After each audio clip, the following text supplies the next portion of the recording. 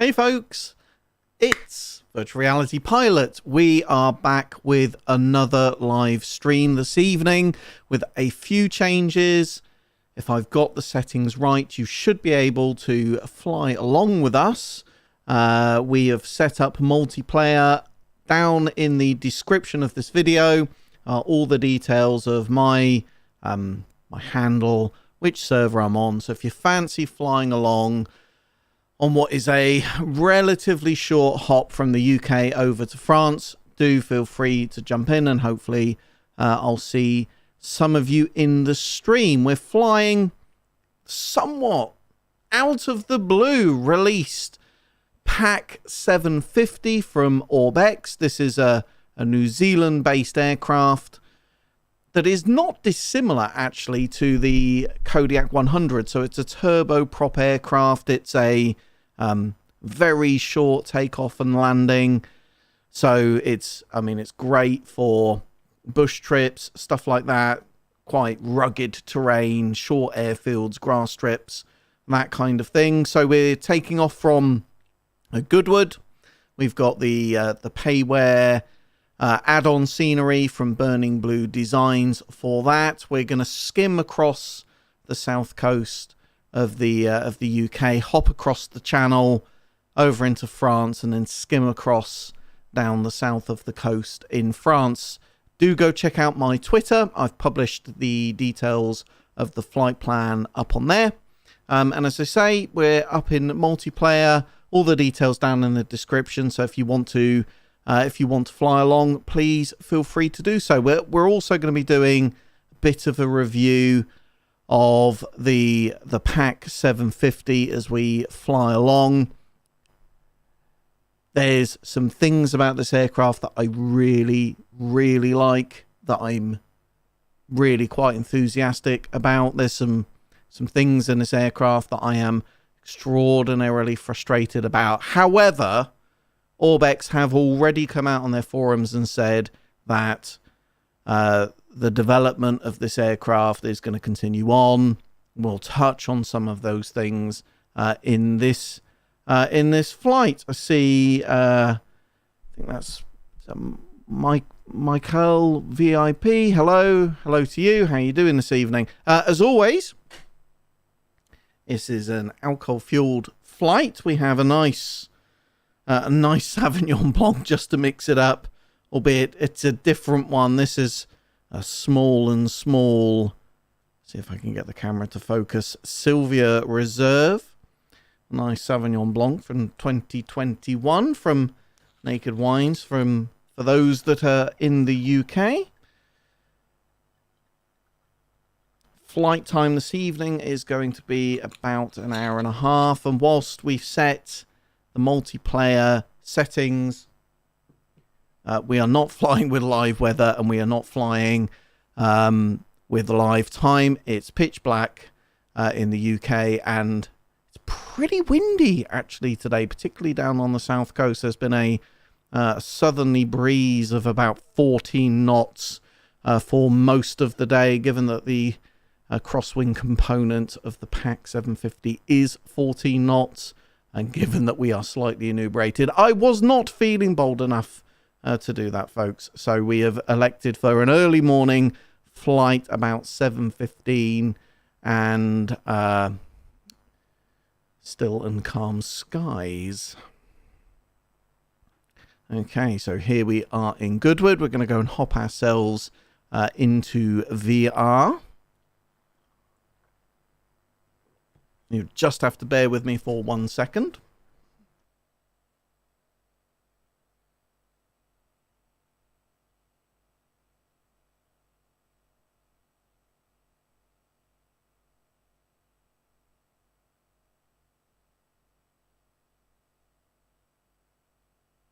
Folks, 2 seconds. I will be right back. Quick impromptu break. 2 seconds.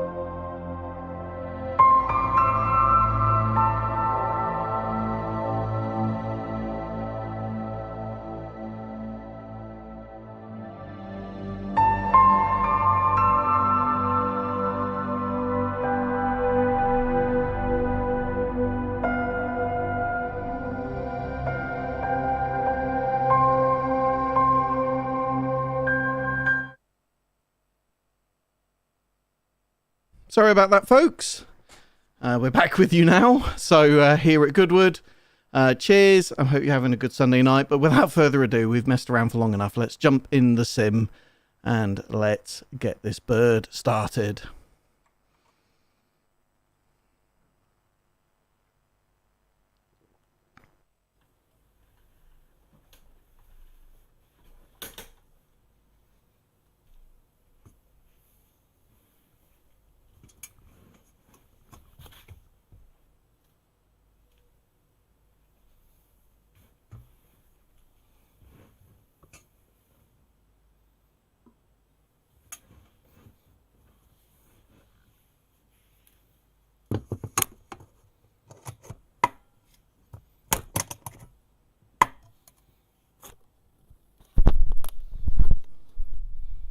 Okay, we should have sound. We do. Marvellous.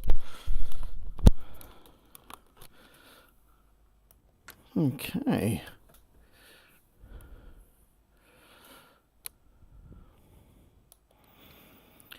So the starting point in this aircraft is a little low down for some reason. So just get the...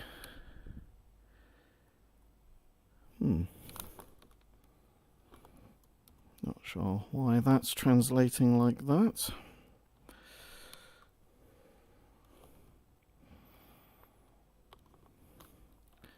A little strange, but never mind.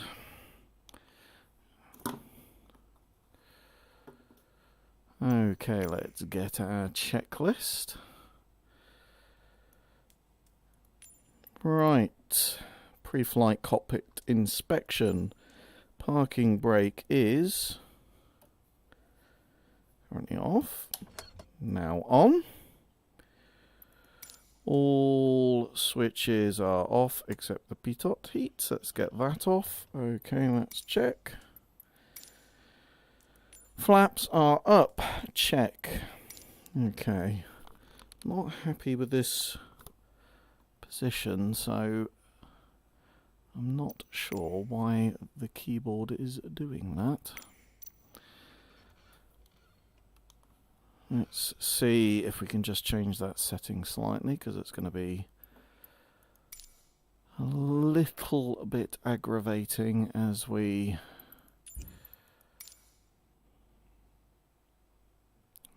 fly along.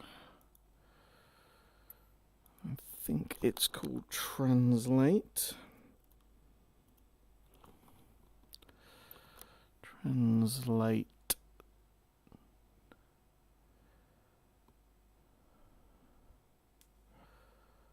Translate drone. That's the drone cockpit camera.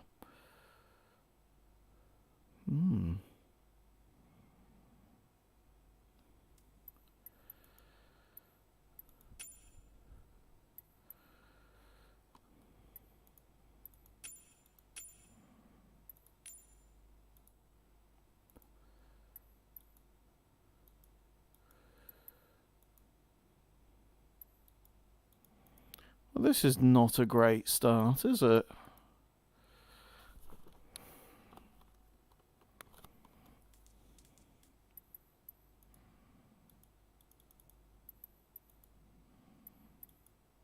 Oh dear. I do find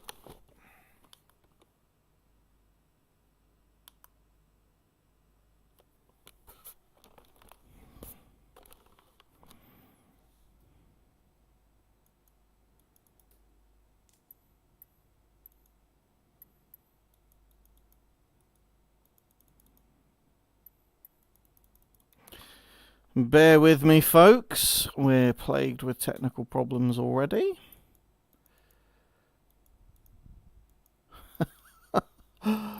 Oh, given how long they spent on recent updates to make sure they weren't full of bugs, I have to say I've had more problems since that little teeny tiny nav update that was not supposed to be a big deal for anything.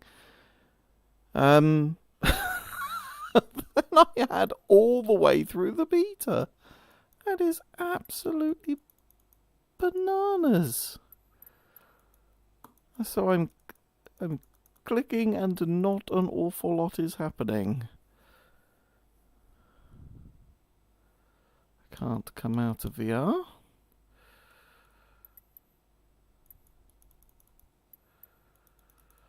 Oh dear, folks. Oh dear, oh dear.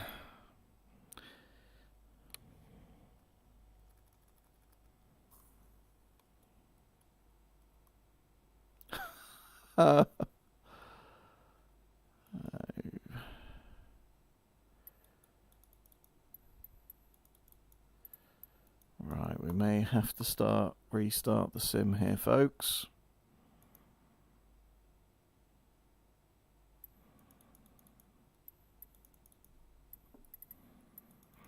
Okie doke, right, it's abort the sim and restart, I'm afraid.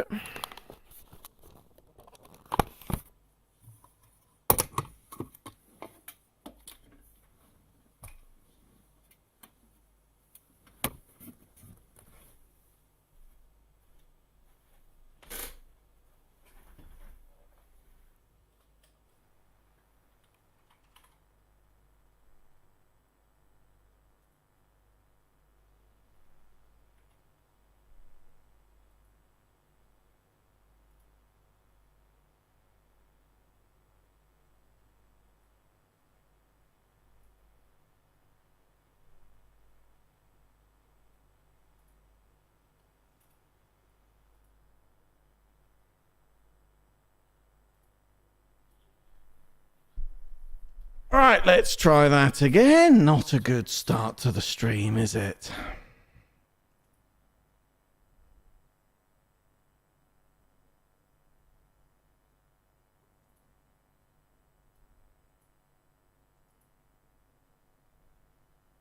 Hopefully we won't need an entire reboot of the PC.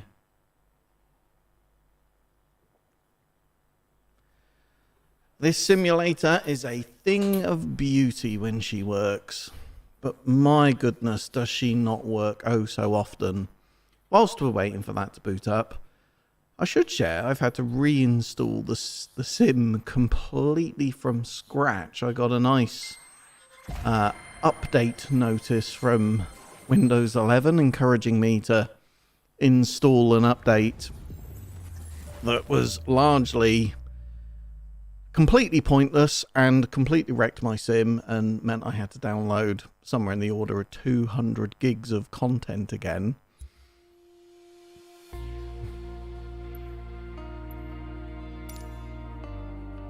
The issue I don't think was particularly to do with the sim. It was to do with an incompatibility with the very big Windows 11 update that came out and NVIDIA graphics cards.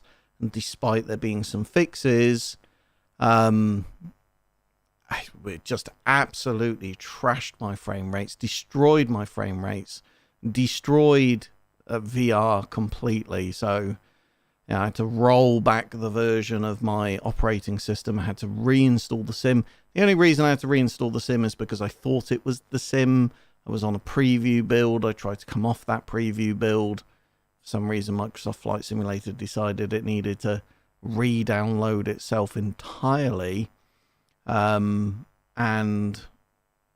yeah, I mean, my community folder was empty. It was pretty tragic. I'm not going to lie. I spent most of yesterday reinstalling everything and, doing some test flying of this stream as well. And of course, every test has been absolutely fine. It's only when you get to the actual stream itself, of course, that Microsoft Flight Simulator decides it wants to play silly buggers.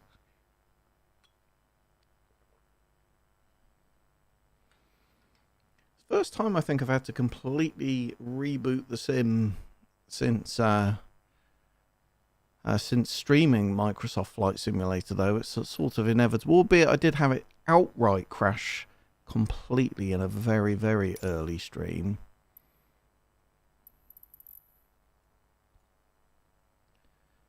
So let's change that. So it was like an early morning time we were going for. Something like that. And we want to go from Goodwood.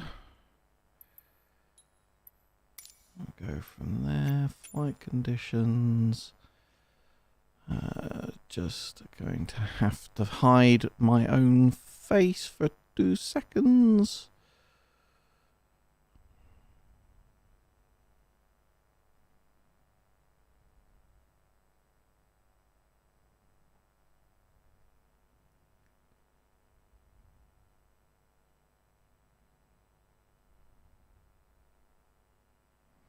Okay, that's looking good.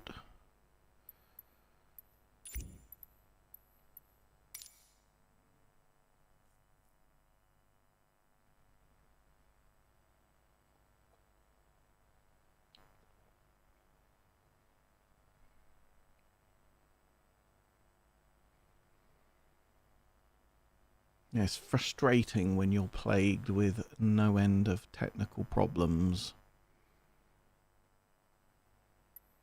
Right.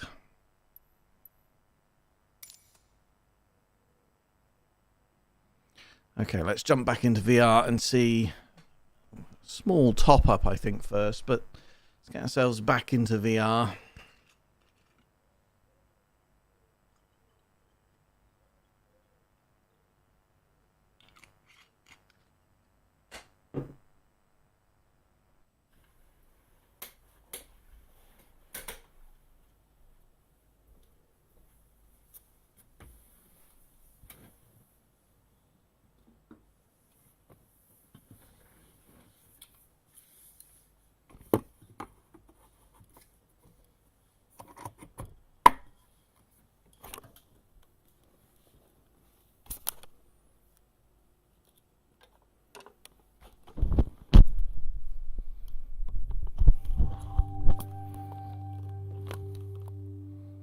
Just check you can hear me. Yes, I think you can. Okay, let's... There we go. Now it's working. That's better. Okay. Absolutely no idea what's caused that problem. Let's get our checklist going. Hopefully we don't need a third time's a charm.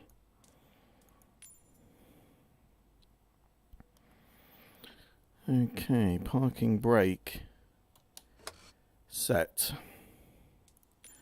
All switches off. Flaps are up. Battery switch on.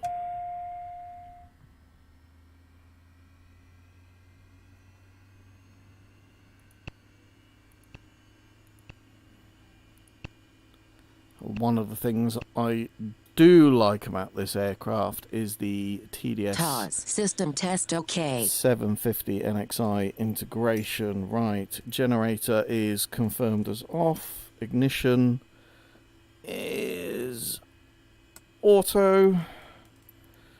And fuel pump is auto. Start is of. Avionics is off.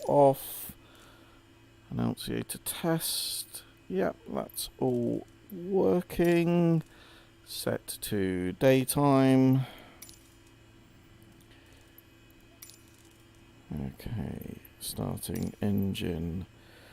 Right, power lever is idle.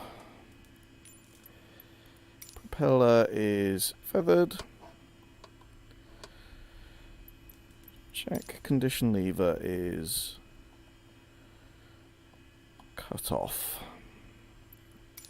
Propeller area is not clear because this idiot is always there waiting to give me a pushback despite the fact that I don't need one. There's no way of dismissing him or getting rid of him.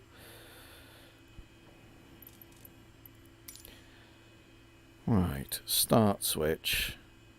Start. Right, we're waiting for NG up to 15. Let's go ground idle. Keeping an eye on the ITT. ITT is rising. Oil pressure is coming up. ITT has peaked at 367. Okay. Auxiliary fuel pump. Check off.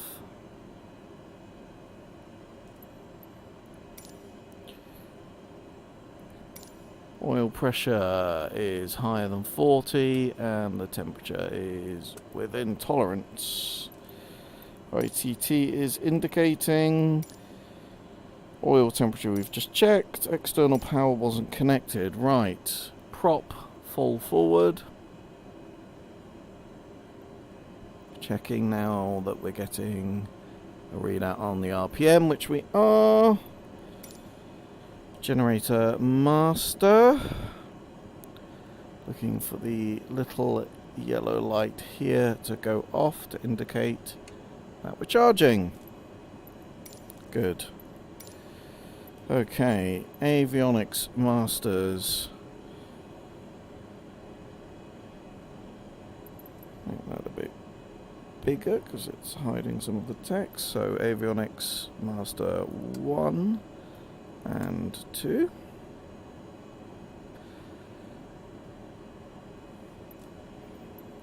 Radios and nav aids. Right. So let's bring up our flight plan.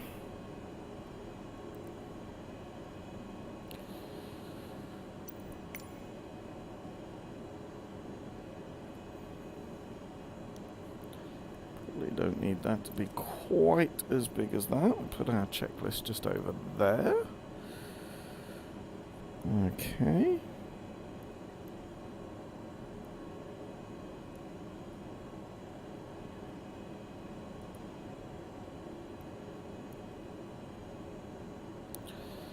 Let's get our flight plan dialed in. EGHR to begin. SFD. Okay, and then we're going EGMD.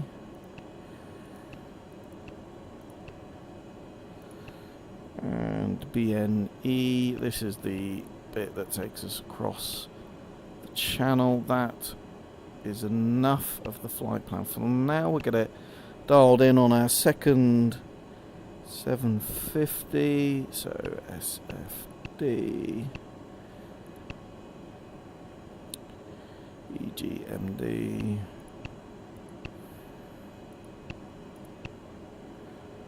And BNE. Okay, preview those.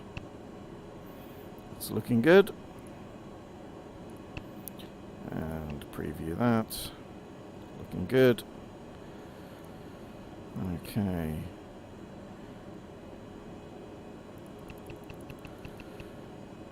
No real taxiways here at Goodwood. I don't know if you can see that, but this payware scenery from Burning Blue Designs got cars zooming round the racetrack here at Goodwood. It's a nice little touch, actually. Plenty of multiplayers, aircraft up in the air this evening. We'll pretend that I didn't forget to put my nav lights on and my beacon. I think we are good to go. Right, so radios and nav aids are set. Let's pretend these gentlemen are not here.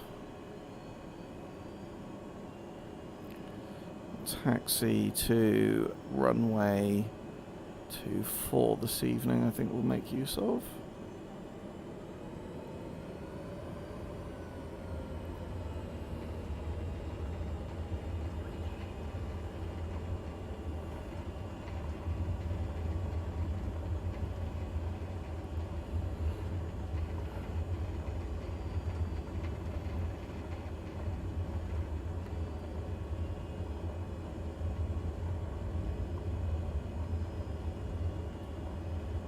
So you can go full throttle in this turboprop.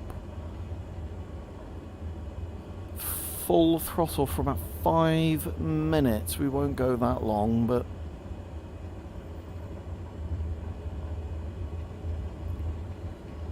Yeah, it is a nice little touch with those cars zooming round.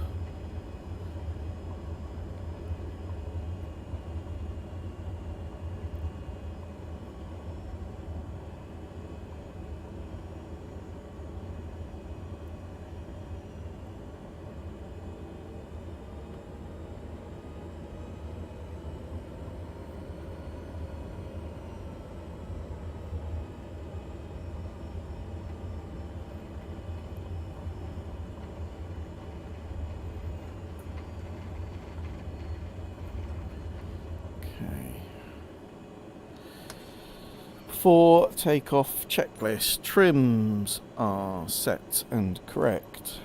Propeller, feather and then fully forward. And for a drop in our RPM, which we've got. And then coming back up. Flaps, 20 degrees. Fuel switches on auto. Fuel contents are sufficient for flight. Yep. Interesting with this aircraft, she's got front tanks in both wings and rear tanks in both wings, and the rear tanks feed the front tanks, and then there is like a collector tank, isn't it? Interesting setup actually. Fuel annunciator lights are extinguished except for the pitot heat because we've not put that on yet. Engine instruments T's and P's are looking good. Flight instruments are set. Pitot heat. I use the Bravo throttle quadrant, but the annunciator for that has gone off. Lighting as required. Right, let's get a strobe on and our landing lights. Doors are closed. Flight controls, right. Full forward and full back. Full left and full right and center, and pedals full left and full right and center. Flight controls are free and correct. Normal takeoff. Okay, rotation at 60 knots. Let's get ourselves on the runway.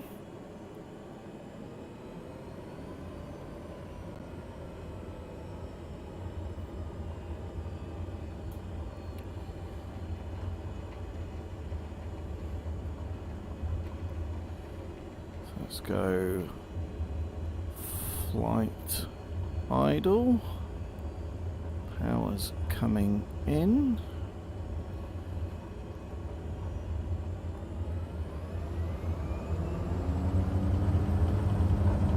Okay, airspeed is coming alive. T's and P's are in the green.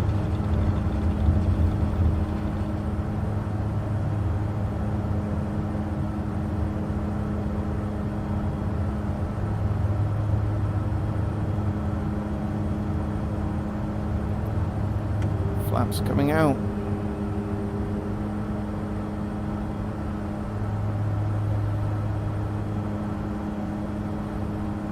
Going to go to about 4,500 feet today. Get that dialed in.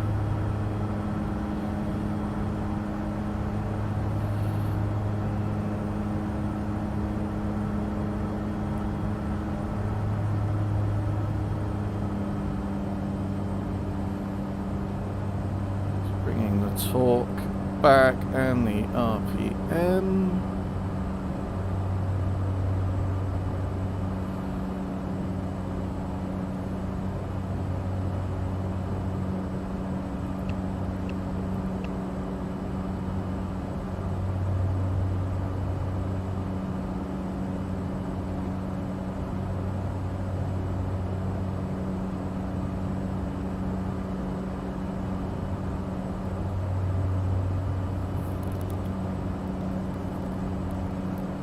Just realised I've left you on a not helpful view.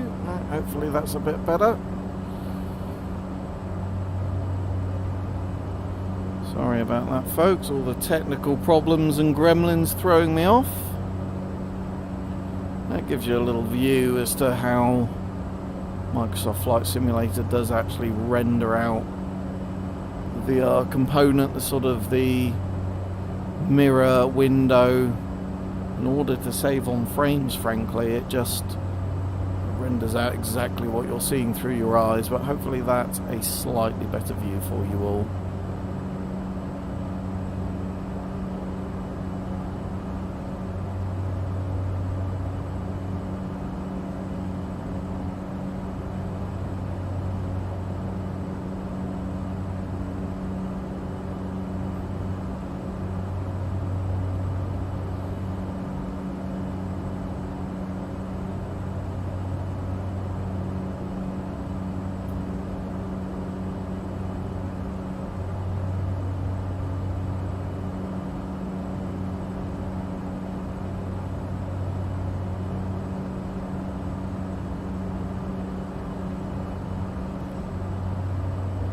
Looks like there's another P750 down in Goodwood about to take off.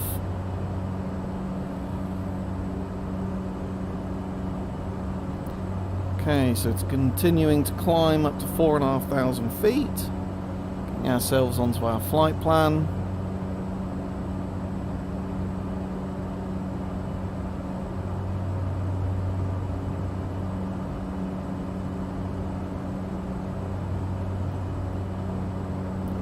Torque going in.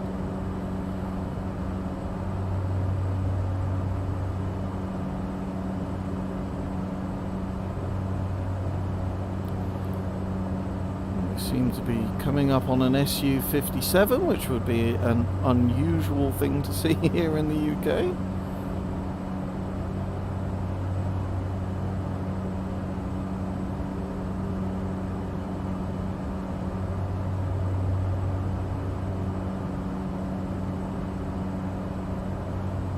On manual now for a little bit, I think.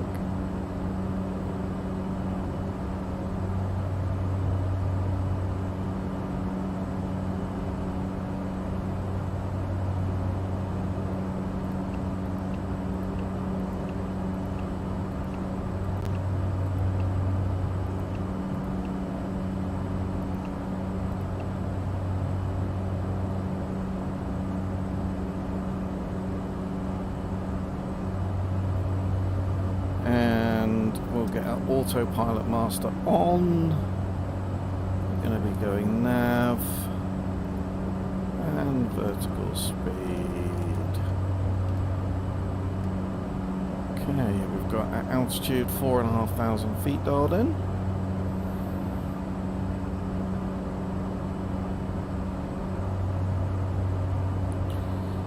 We can get, if I could see it, landing lights off.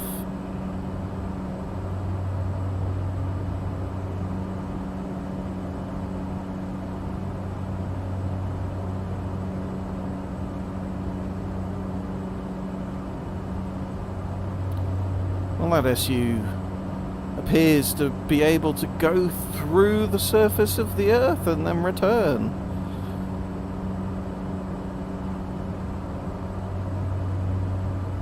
Fascinating. Okay, coming up on 4,500 feet. We're on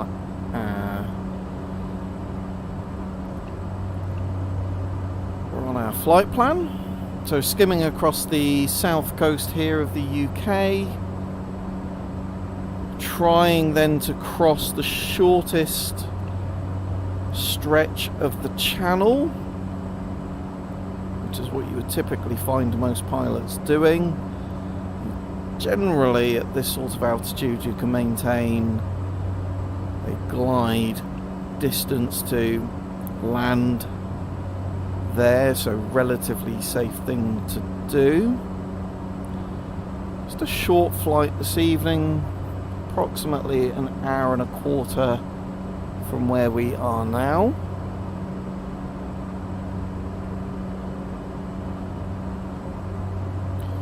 And bring our torque back around about 45. Should give us a ground speed of around about 150 knots. Just see if we can get to 1850. There we are. on the RPM, but looking good.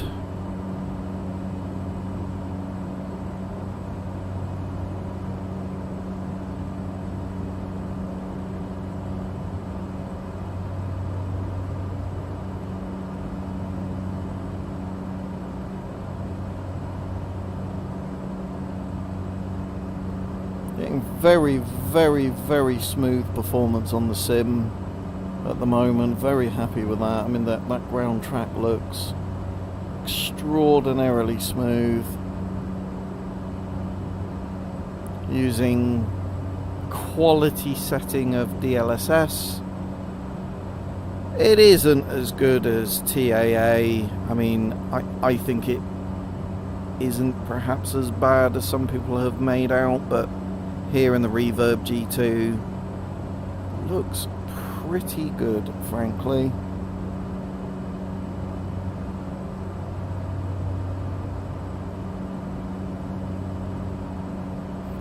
I'll talk about one of my first gripes of this aircraft. She's using the sounds of the Cessna Grand Caravan from Azobo. For anyone who's not heard the PAC 750, go watch a YouTube video of them. One of the coolest sounding aircraft in the world. I mean, all turboprops sound pretty good, but the PAC 750 in particular sounds incredible. Orbex are working on a custom sound pack, or they've asked somebody to work on a custom sound pack for them, but real miss. It just seems like this aircraft came out somewhat prematurely. It feels somewhat incomplete. We'll get ourselves down to our first turn, and I think I'll jump out of VR and come and have a natter with all of you.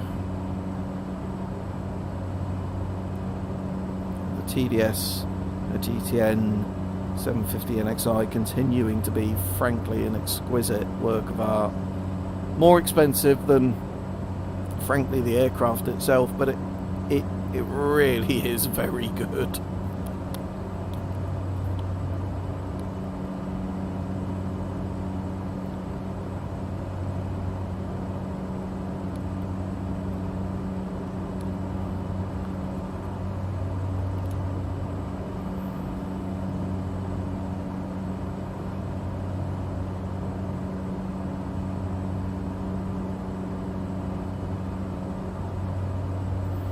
Because it's a sky jump variant, you've got these jump lights here with a little dial, and there's a light in the back, so you can go no jump, and quite well modelled actually. I went and had a look at some images of what this aircraft looks like, and that is pretty good rendition of what this cockpit looks like. Sort of using my verbal controls, a joystick backwards here. Here's a right-handed joystick, but of course I've got the throttle controls over here, so it's not too bad. But if using a yoke was just going to be too immersion braking, just too different from what the aircraft actually looks like. Let's have a look, see how our fuel's going down. Also, one of the things that I've been struggling to figure out is the fuel system on this aircraft. Sometimes she seems to take from the tanks evenly, other times she does not. Again, seemingly no reason as to why. I think my single biggest gripe of this aircraft is the documentation is very, very, very light indeed. Disappointingly light. frankly, and it's got a nice abbreviated checklist actually, which a lot of aircraft are often missing. So I was pleased to see that in there, but it's just about the only thing that was in there. No sort of description of the layout of the cockpit, which was disappointingly missing. And pier down there, and a few boats dotted around as well. But yeah, I mean the standard of the sim, I think, really is very good.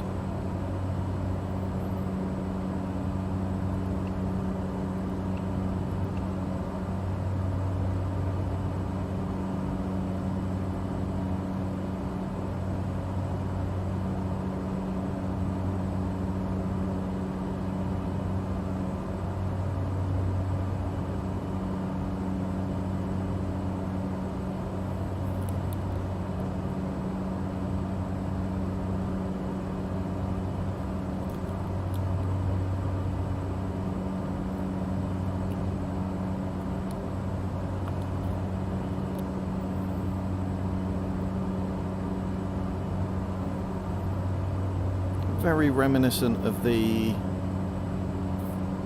Caravan, this actually.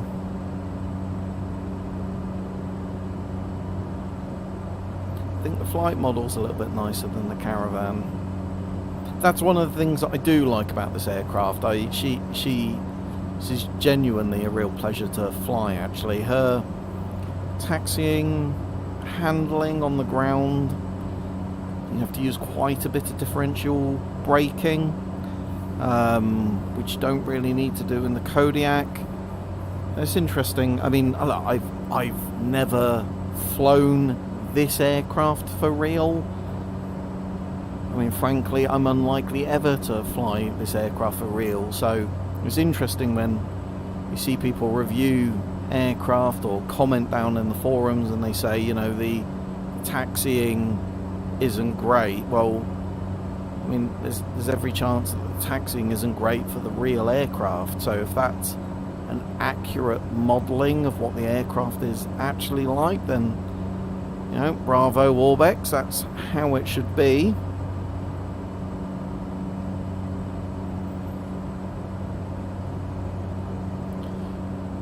But she is incredibly stable in the air. She's very responsive, a real pleasure to hand fly. Actually, these digital instruments that you've got for torque and RPM and ITT are a little unusual, but you get used to them really quickly. They've got nice little lines that let you understand where thresholds of certain things should be, which is nice. Got the best part of a full stack of flight instruments over here. Would have liked to have seen this HSI over here as well. I sort of get what you've done with the USB plug here on the tablet, but let's be honest, the tablet doesn't do a great deal yet, and that might be one of the development points that Azobo are working on. But why did you have to take up that segment there? I mean, it would have been nice to have been able to have flown as in the co-pilot position actually, because we've got near as damn it pretty well everything else over there. The HSI is a pretty key instrument. Right, coming up on that first waypoint. Airspeed of about 130 knots, ground track of about 150 knots.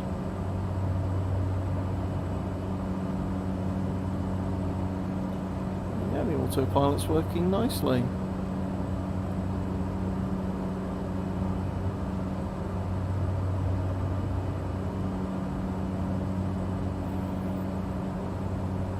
Okay, let's jump out of VR for a bit.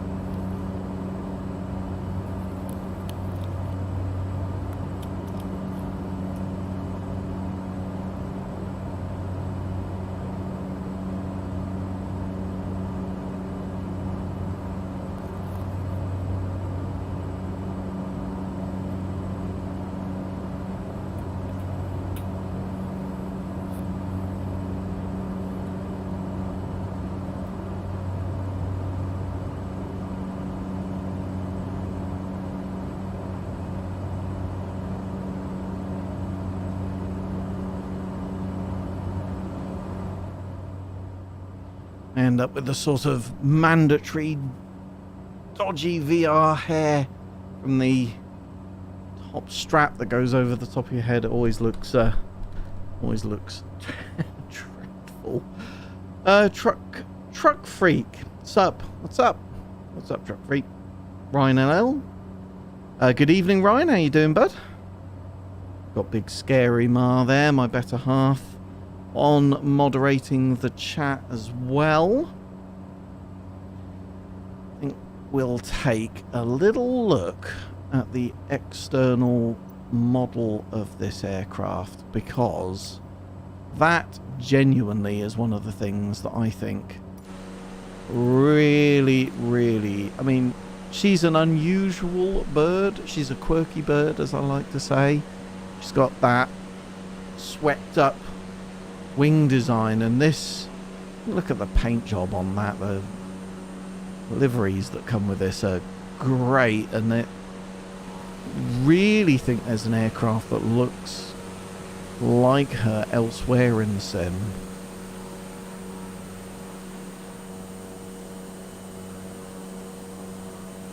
Got the default pilot and co-pilot models there. Lost me glasses. I've left them over there. 2 seconds.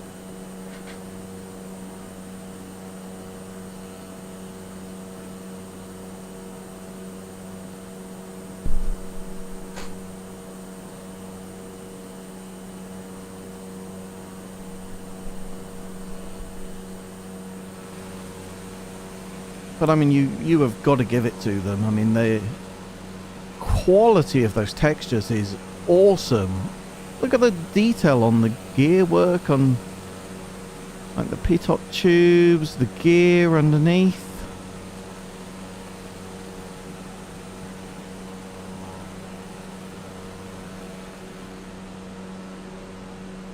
Great looking aircraft. And then you've got, you know, this is the, so you get 4 different variants of this. You get the sort of classic passenger variant. It's got a bunch of seats in the back. You get the you get this SKYDIVE variant. It's got that big rolling door. You might be able to take a look at that in a second. And you get a crop duster variant. It's got like a big pod capable of holding like fertilizer or whatever it is that you might want to dust over your crop. It's got an interesting sort of distribution system that sits underneath the aircraft. And then you've got a cargo variant of this. Slightly different liveries for each of those. I went for the SKYDIVE variant just because it doesn't like a fiery bird on the side of their plane, right?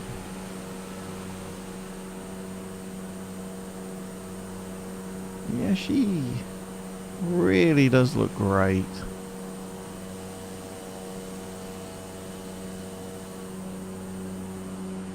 Take a little look inside the aircraft, because I think the texturing, frankly, inside the aircraft is just as good.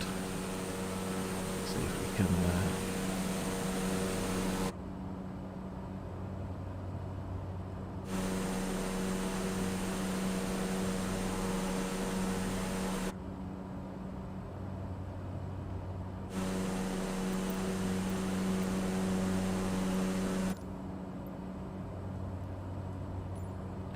check out the quick view angles.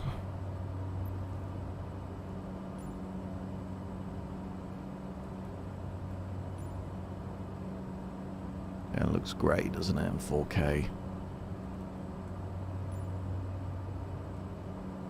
you can really see the way in which they've laid that out. You've got those rows of seats, those oxygen masks.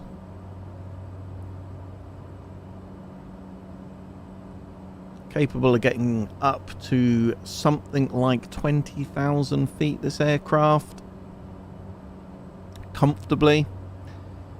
Happily fly into airports like Lukla, up by Mount Everest.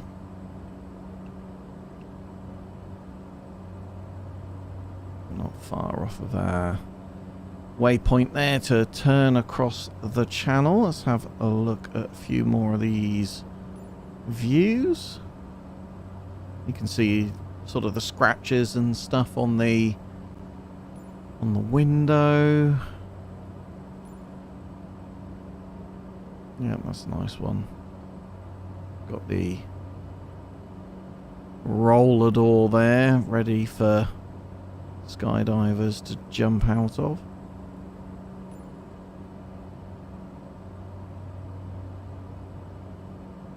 That's nice animation. Yeah, that's nice.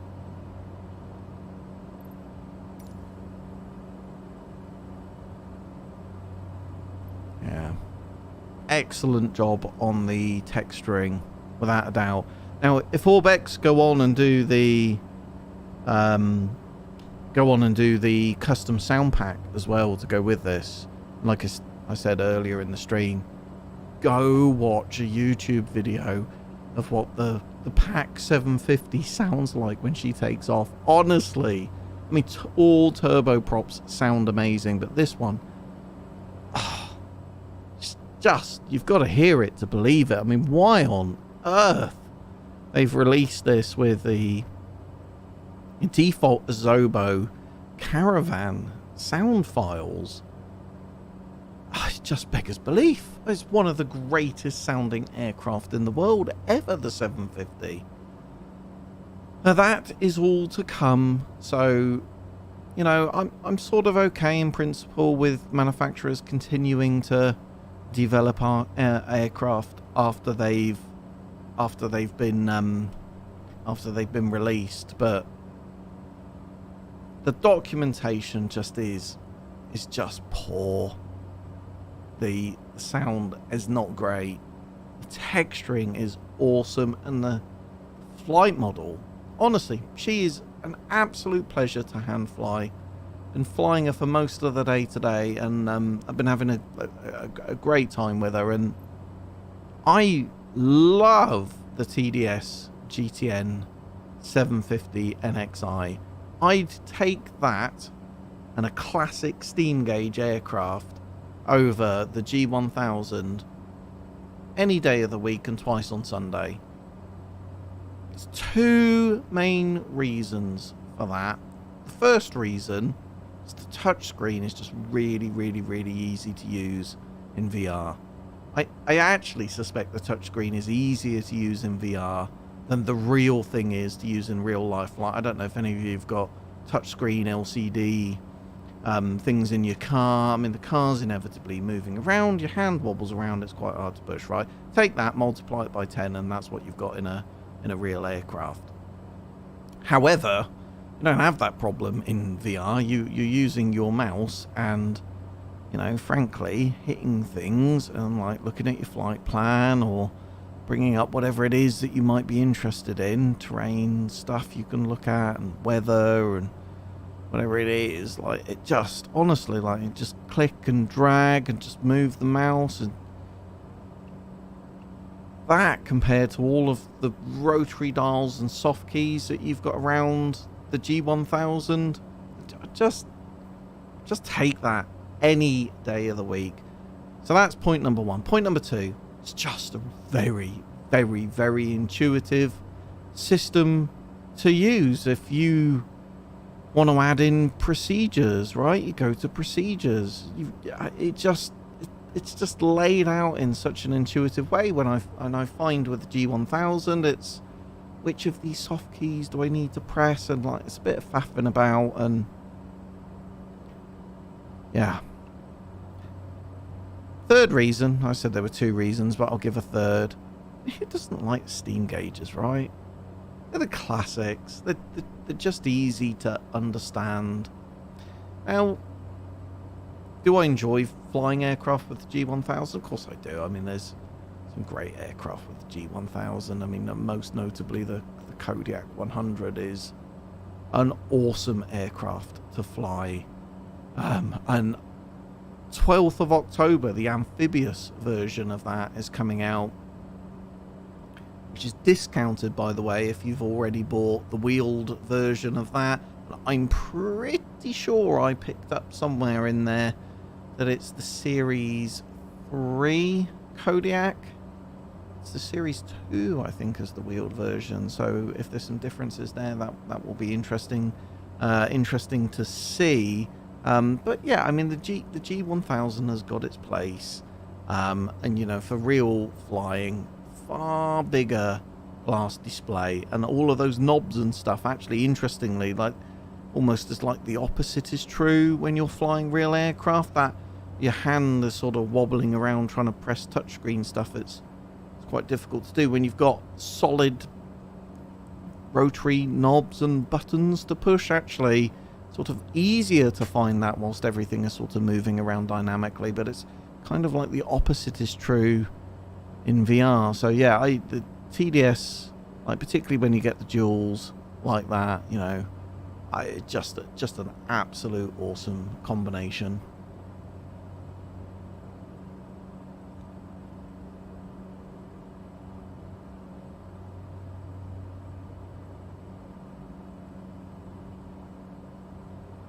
So just coming up on our second waypoint before we start our crossing across the channel.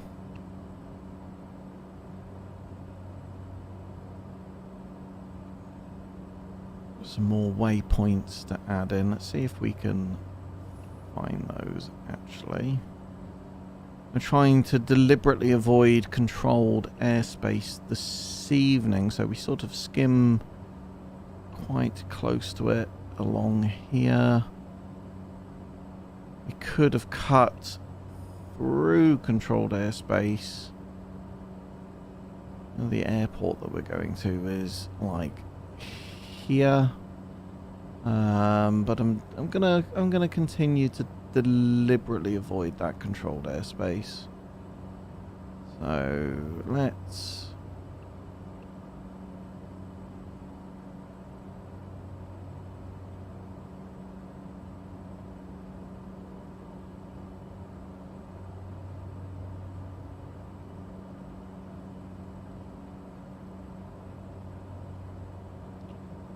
So if we go to our flight plan and we add in Dipper. There we go. Yeah. Classic example of what I mean. And that would have been far more convoluted in the G1000. That was just dead easy to do in this. Bring up a preview. Boom. It's just easy.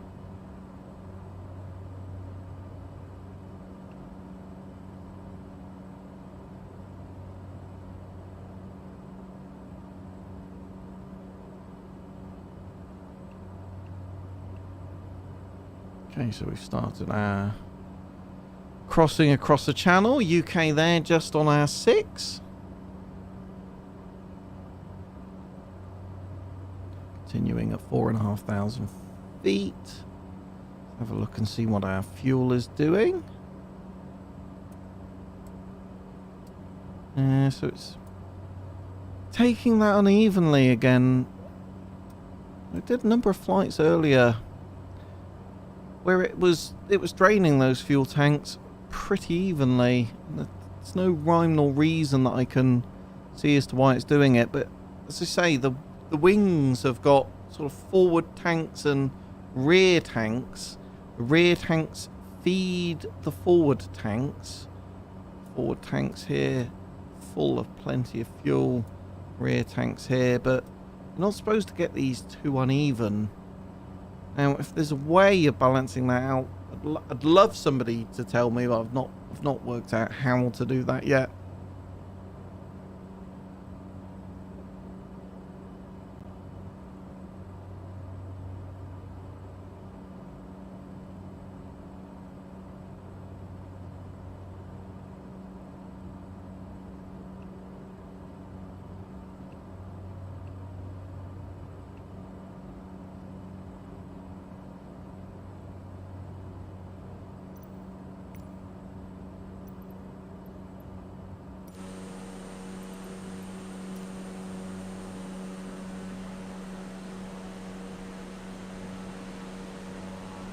reflections on the fuselage, and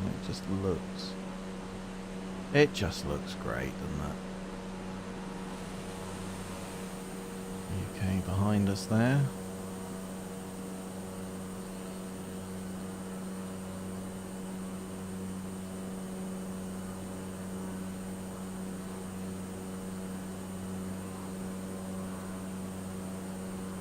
It's been a little while since I've flown into Lukla. I can see myself taking her up there. For those that aren't familiar, that's just about the most dangerous airstrip in the world, nestled into the side of Mount Everest.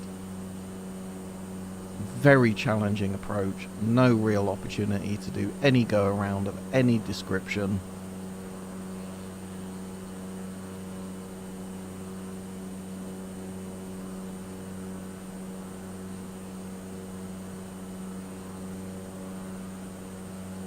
Few vessels that we can see dotted around there.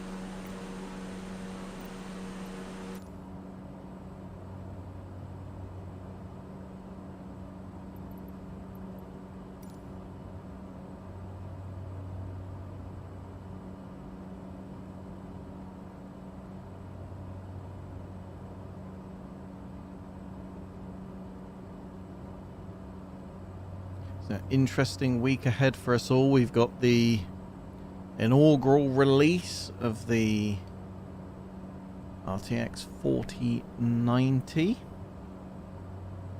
I was reading an interesting forum thread earlier where people were, often people do on these forums, arguing the respective merits of upgrading your graphics card for Microsoft Flight Simulator. People arguing that the CPU-bound nature of the workload meant that that was a relatively pointless thing to do.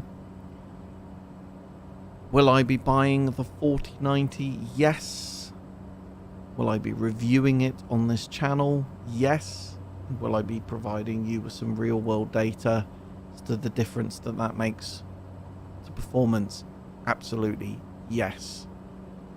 And I'm doing that on a 5800X3D. I was very, very, very close, folks, to pulling the trigger on a 7000 series Ryzen. I chose not to do that in the end.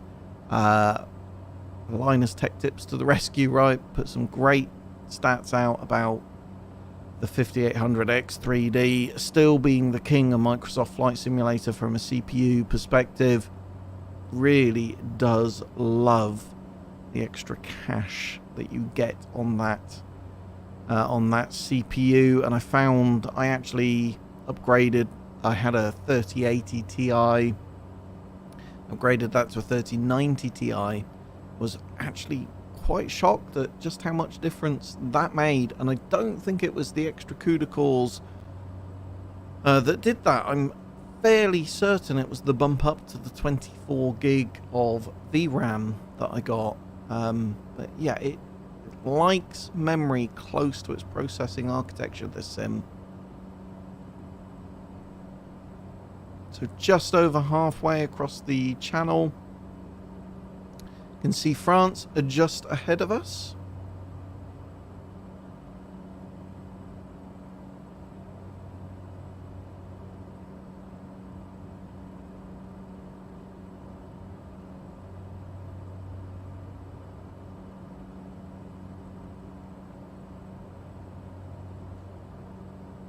Curious as to where this south has come from now. Oh, see, look.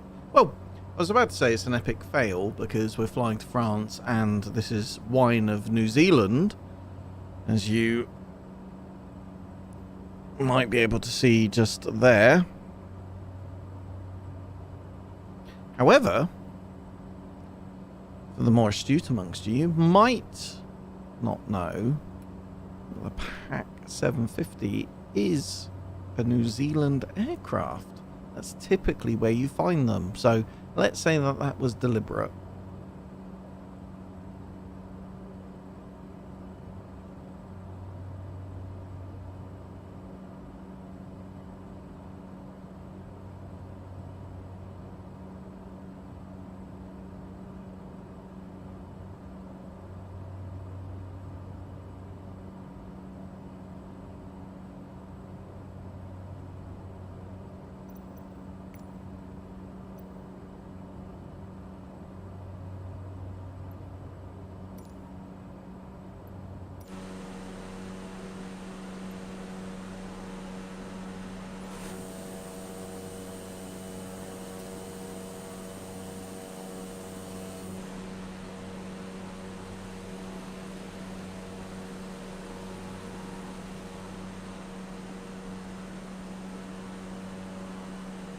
No other aircraft that I've seen quite like her in Microsoft Flight Simulator. It's nice to see something a little original come out. But Orbex, I'm going to hold you to your commitments. Don't let this become another aircraft that developers commit to future releases and then don't do. I like turboprops. Love aircraft with the GTN 750 NXI in them. She needs that custom sound pack, and then she would be an awesome aircraft.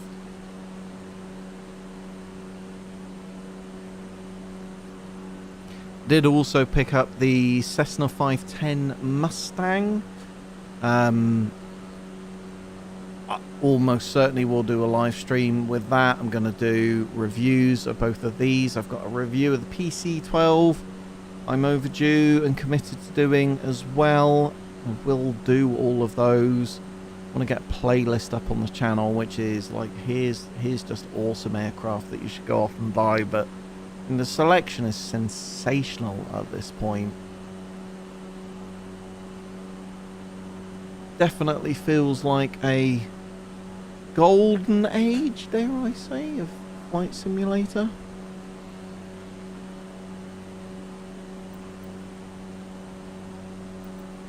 And of course the 40th anniversary edition coming up in the not too distant future as well.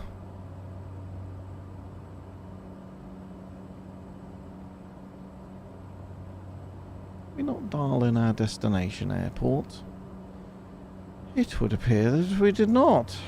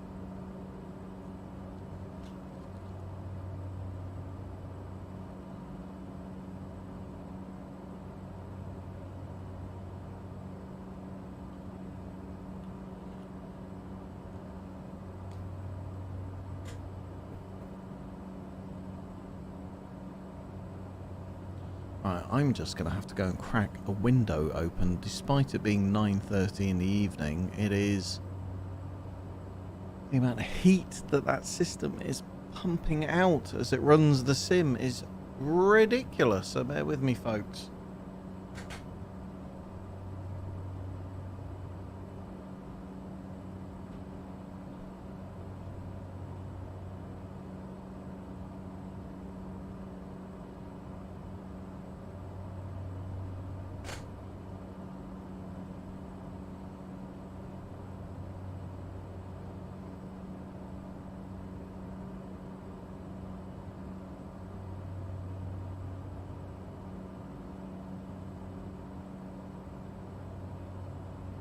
Coming up on our next waypoint. So we're just going to be skimming, if you look, just skimming past that controlled airspace and avoiding it.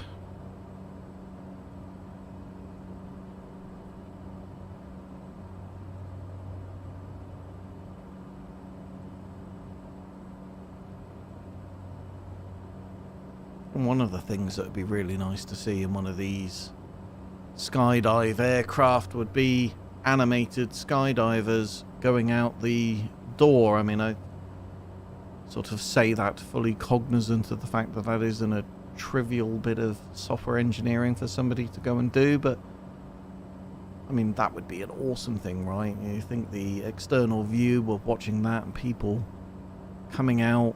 If you're new on the stream, let me just give you a view of the SKYDIVE variant there behind you. Got a feeling, now don't hold me to this, but I've got a feeling that this aircraft was originally developed with that particular mission very specifically in mind.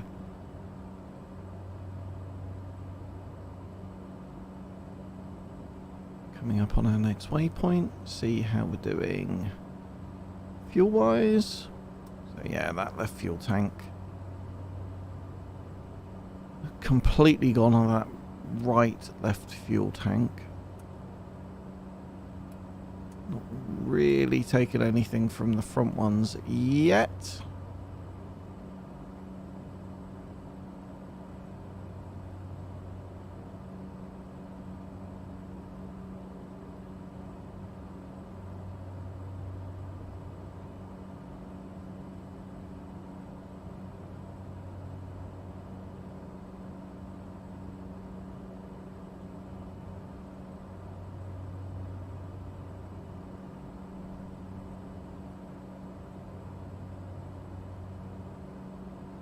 The very, very, very good news for you all is we're about to kick off a round the world series of live streams.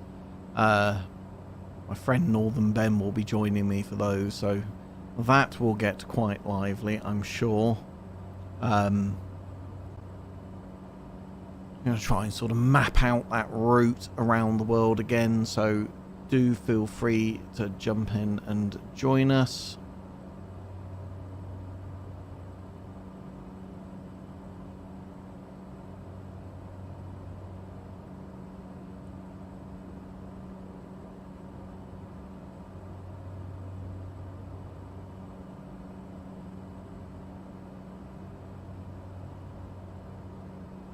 Look at just how smooth that is as you go into the turn.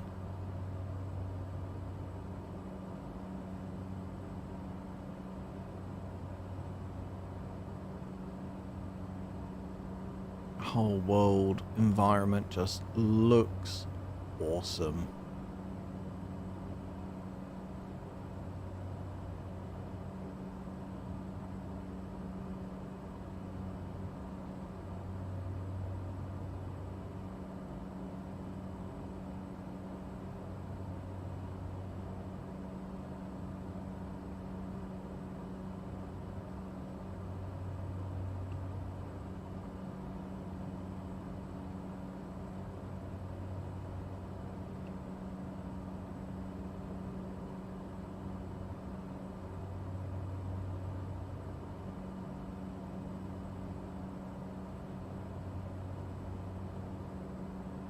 So that's the bulk of the journey done.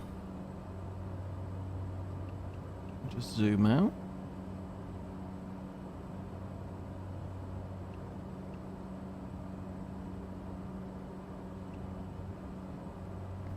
So we started here in Goodwood. We've skimmed across the south coast of the UK, crossed the Channel, now here in France.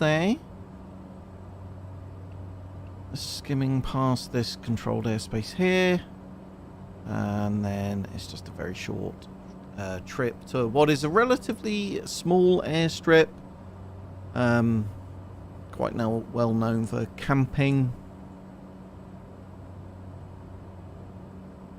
For the purpose of this live stream, let's presume that's where we're going to pick up our skydivers.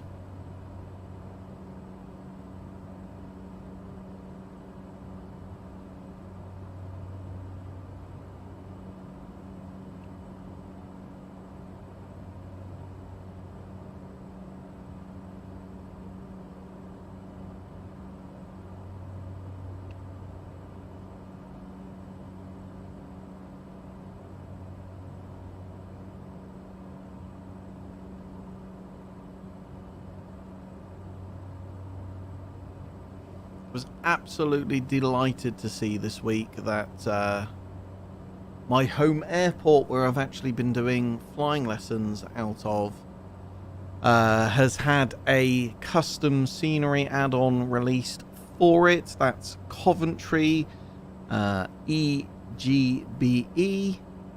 It's a custom scenery that I've been following for ages, actually, from a developer that I think originally intended it to be payware scenery that he was going to release.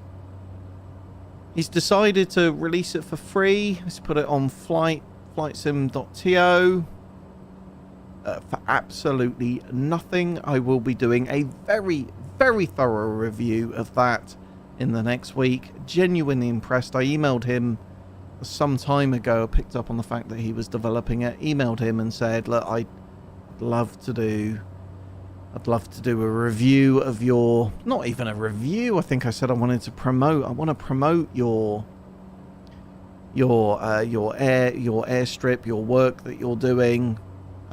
Just got an email from him a few days ago basically saying no need to do that, I've released it for free, hope you enjoy it.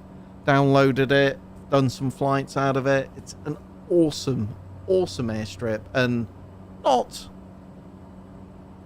quite as I experience it today. He's done it, I think it's a 2017 modelling of the airfield. He works at the airfield, so I mean, in terms of the building layouts, etc. I'm going to be really pernickety now, right? In terms of the building layouts, it's all correct, but there are certain air schools, etc., that have moved around on the airfield, and there's a slightly older reflection of that environment that he's got going on. But he does deliberately call that out and actually says he's planning on doing a couple of sort of different iterations of time for the airfield as well. But yeah, really, really awesome to see Coventry Airfield properly modelled in the sim. And frankly, it's staggering now. Staggering that you've got the entire world in which to fly around anyway. But, I mean, just the amount of bespokely mapped out stuff that exists as well. Zerks, hi, how you doing? Hope you're well. Yeah, times are good in a Microsoft Flight Simulator, definitely. We're coming up on our next turn.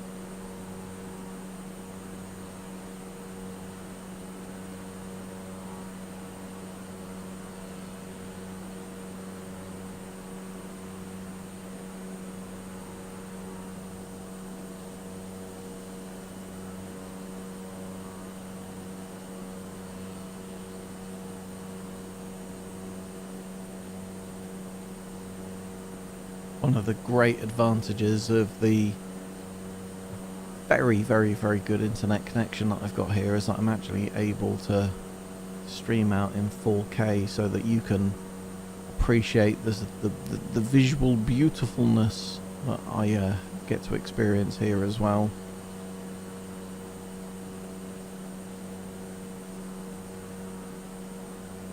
We'll make this turn. I will then be jumping back into VR. We've got some altitude to lose. We'll be coming in for a descent pretty quickly. In fact, I think we may be going in for a straight in approach on the airfield that we're going into.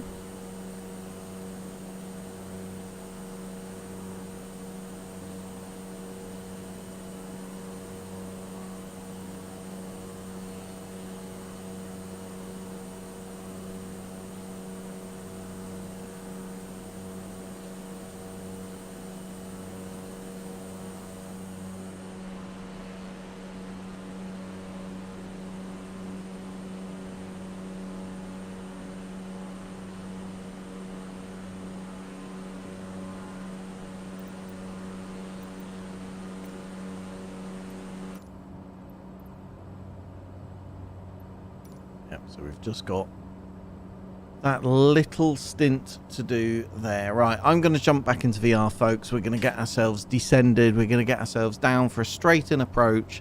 We're at about 4,500 feet. The airfield elevation is about 300 feet. So we've got some altitude to lose.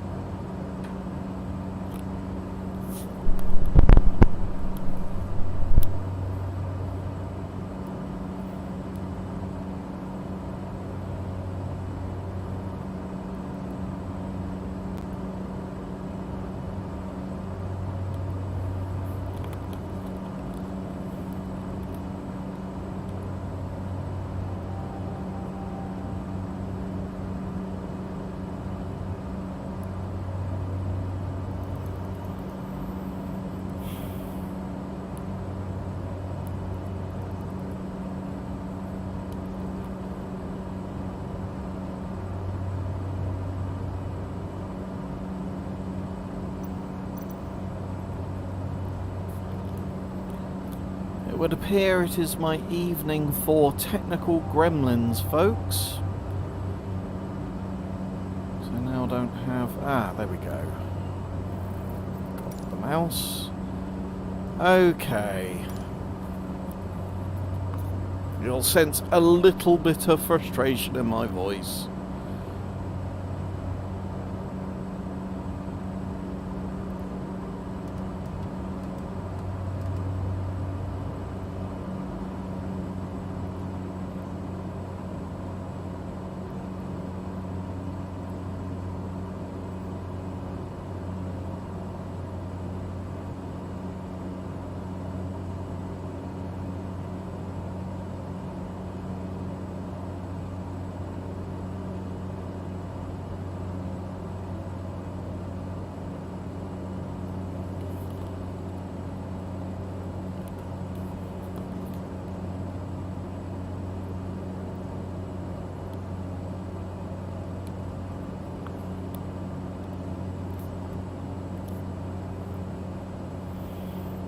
Yeah, that other P750 is still with us. That's good to see.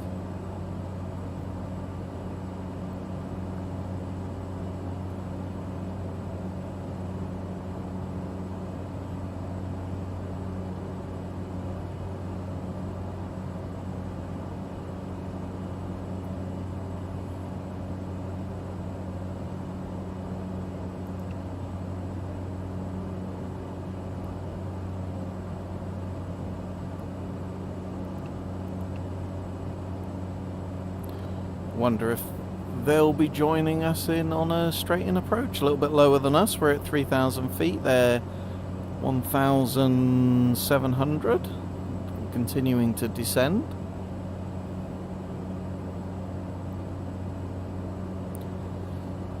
Okay.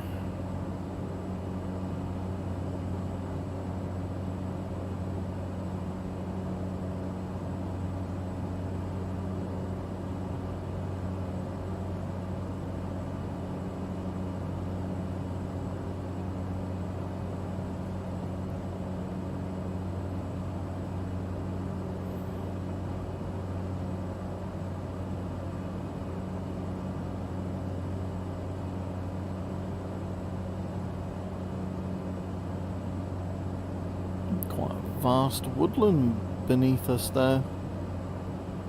That is pretty cool. Okay, just passing 2,000 feet. And Ryan, you're getting quite low quite quickly.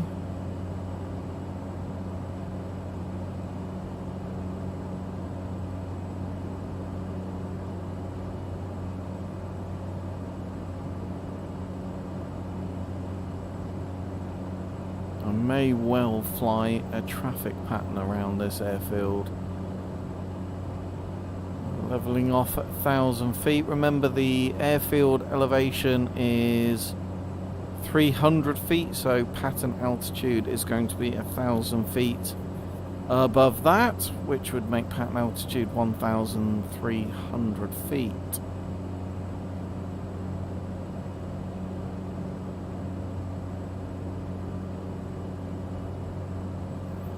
A little bit on the slow side, so let's get some torque in.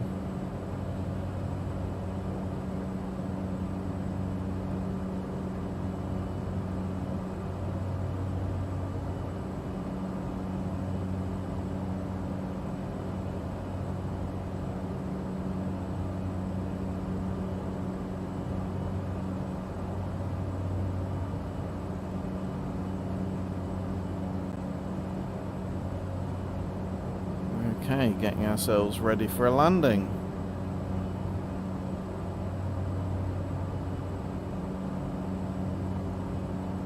There's some wind turbines close to this airfield, so I'm going to want to be cognizant of that. Nice, interesting looking bay here.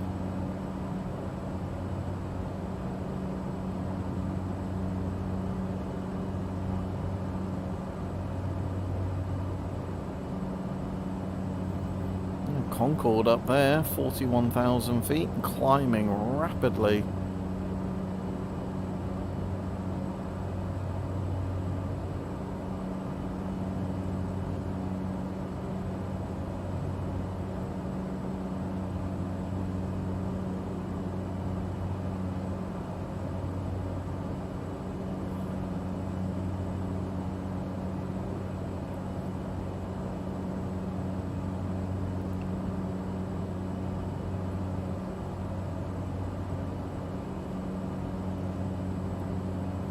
I think we can make good on a straight-in approach here.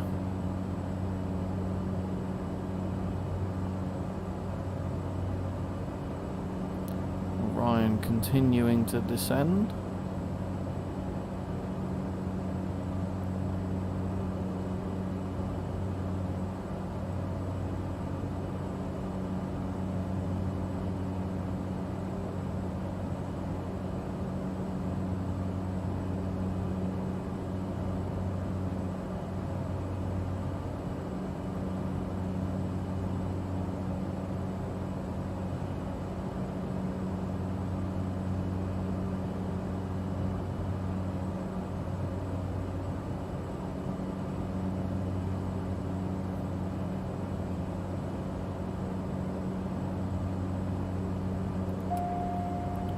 Autopilot's coming off.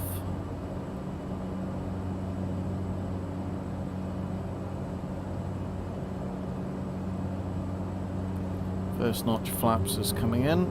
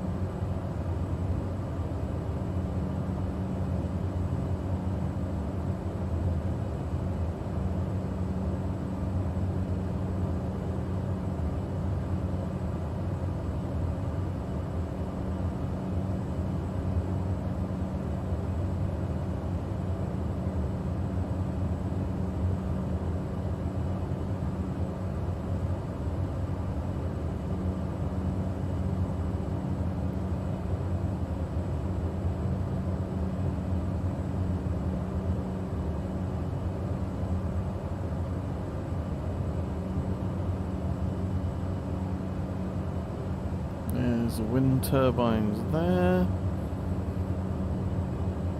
Okay. Just getting me bearings.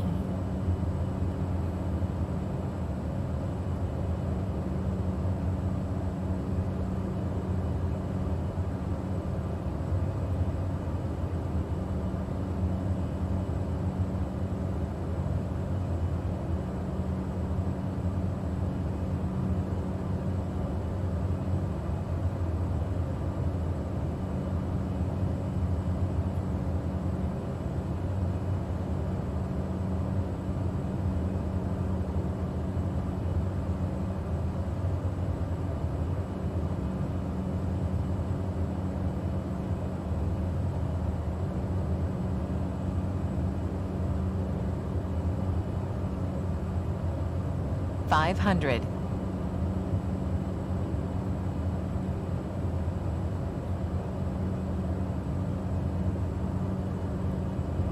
See if we can get the airfield in sight.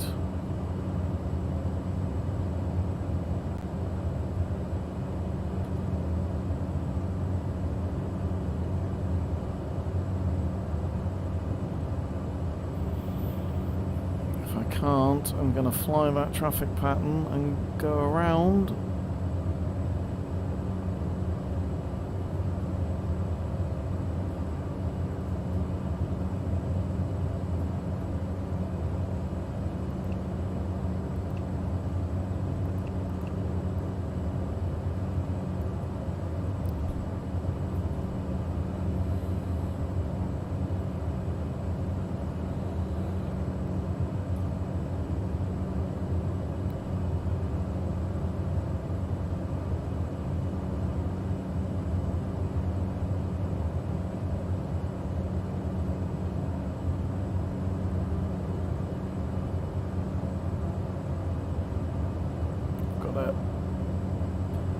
I've got it. Little bit on the low side.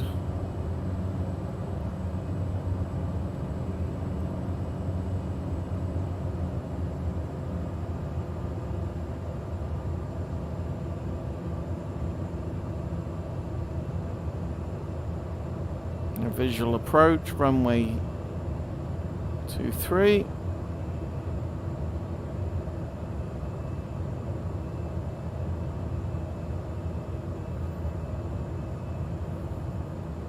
Landing lights on.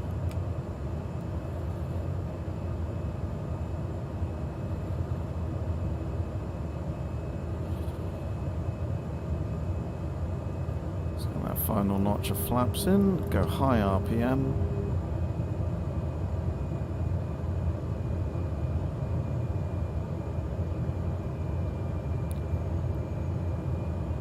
Bit slow, a bit low. Power going in, there we go.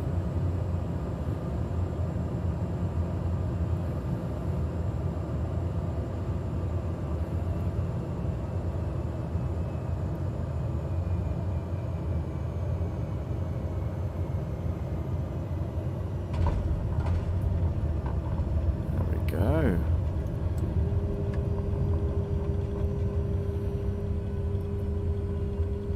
Let's go reverse thrust, because why not?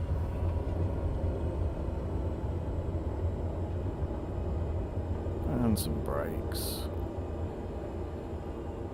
There we go. Nice controlled landing.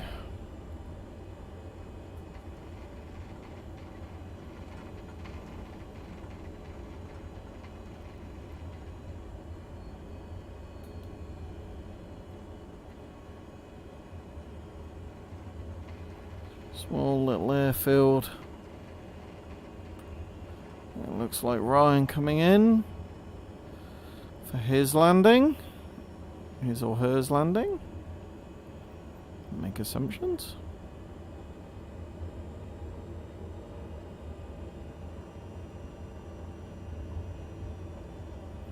Looking good, looking good.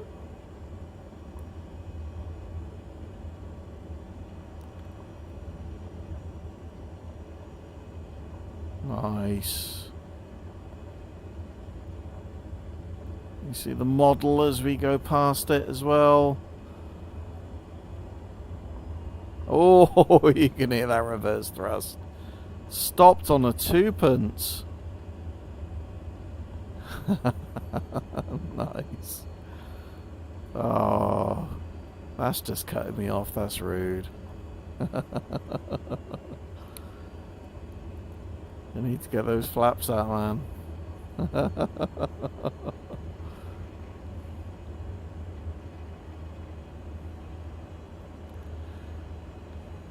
Nice.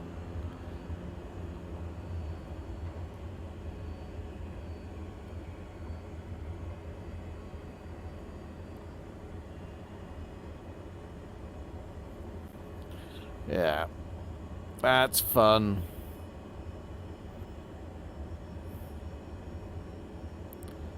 Watch out for the microlight that they've got parked in the middle of the... yeah, you might want to double back on the runway.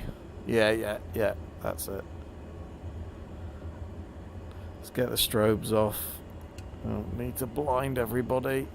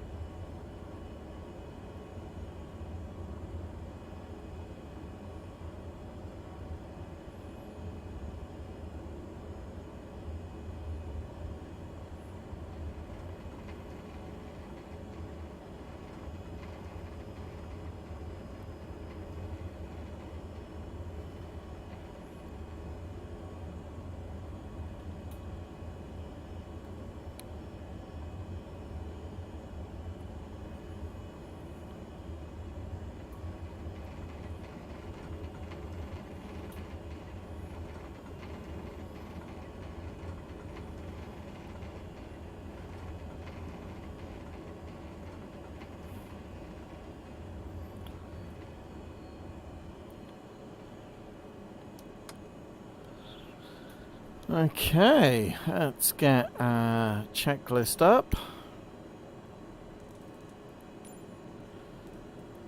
Gear, gears, no retractable gear in this. Flaps are up, landing lights are off, pitot heat is off, fuel condition lever is ground idle, securing, power lever idle, parking brake is parked, propeller lever is feather, and fuel condition is cut off.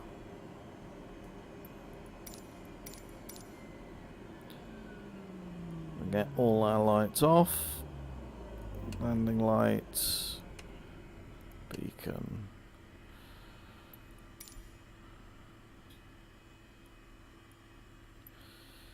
Avionics 2 and 3.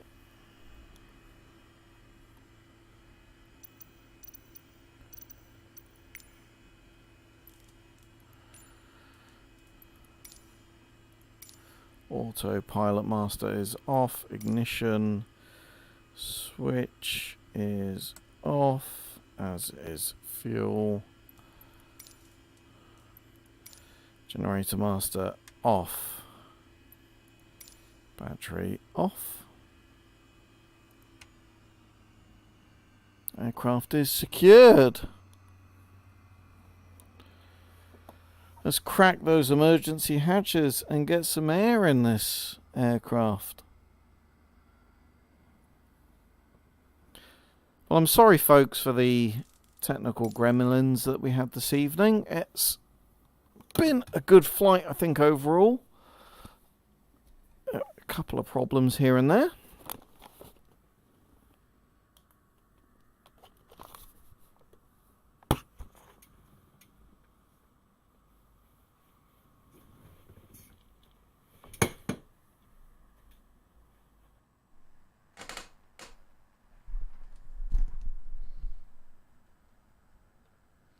So as I say, folks, apologies for the technical gremlins. That's our first international flight of a live stream, and I think, frankly, the beginning of our world tour. I hope you've enjoyed that. I hope you got something out of it. I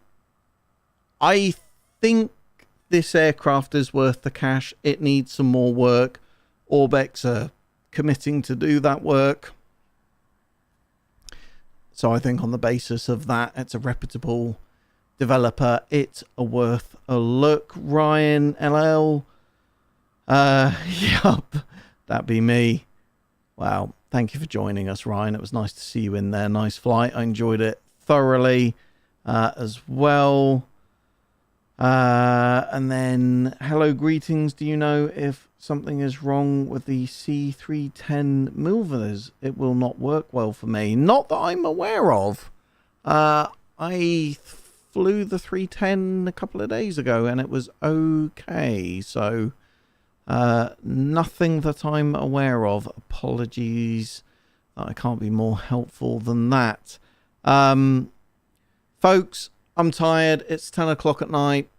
I'm going to wrap the stream up. I'm delighted to have had Ryan join me here in the stream this evening. Hopefully, I'll have a bit more of that in the future where you can all fly along with me. As always, I hope you are very well wherever in the world you are. Stay safe in the skies, and I will see you in my next one.